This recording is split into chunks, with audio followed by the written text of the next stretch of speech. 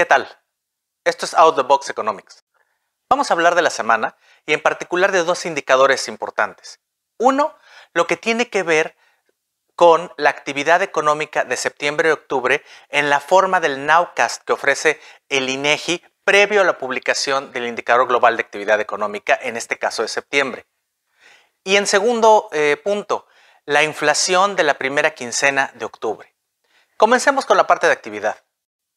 Como pueden ver en sus pantallas, del lado izquierdo, en la línea roja podemos ver la actividad, el ritmo de actividad o el crecimiento económico acumulado entre enero y agosto de este año.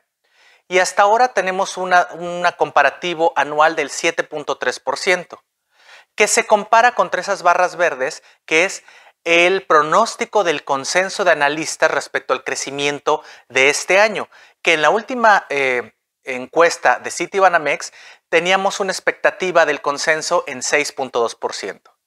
¿Es factible todavía este pronóstico de ser validado por las cifras?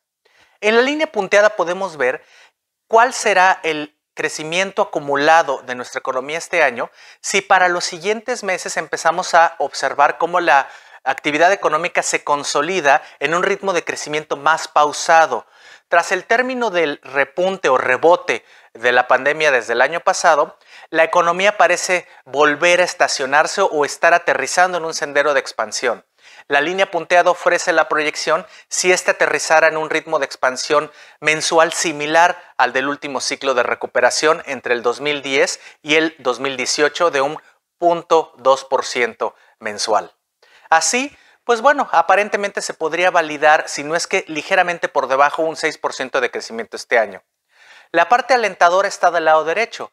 Cuando comparamos la recuperación económica desde la pandemia hasta los datos disponibles versus la movilidad social, es decir, cuando nos movemos desde nuestros domicilios a los lugares de trabajo y a los lugares de consumo. Y vemos cómo esa recuperación ya por arriba, en el caso de septiembre y octubre, por arriba de los niveles de actividad previos o de movilidad previos a la pandemia, nos dan una razón para ser optimistas respecto a que la desaceleración en el ritmo de recuperación podría no ser tan significativa en los últimos meses del año. Pasemos al punto número 2, el que tiene que ver con la inflación. Y más allá de concentrarnos en el punto o en el pronóstico de la inflación de la primera quincena de octubre, déjenme concentrarme en lo que puede ser una falsa señal de ralentización del ritmo de crecimiento de los precios o de una menor inflación en los datos inmediatos. ¿Por qué? Es necesario puntualizar si la inflación subyacente en particular y de manera más específica la inflación en mercancías ha sido la que ha venido impulsando o donde se han reflejado más las presiones inflacionarias pues en lo que va del año o sobre todo en los últimos meses a la par de la evidencia que estamos viendo en otras economías alrededor del mundo.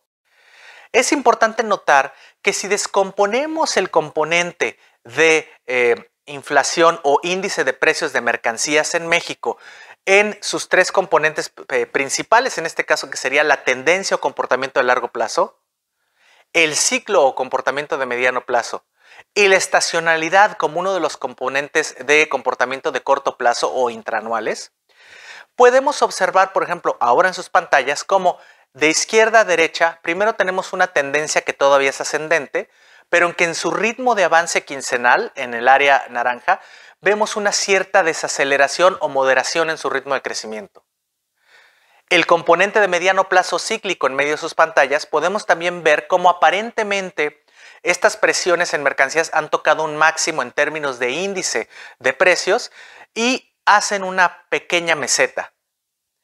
Y la estacionalidad, además, correspondiente a la primera quincena de octubre, es de esperarse que la fuerza estacional mantenga el nivel de precios lo más cercano o lo menos cambiante respecto a la segunda quincena de septiembre.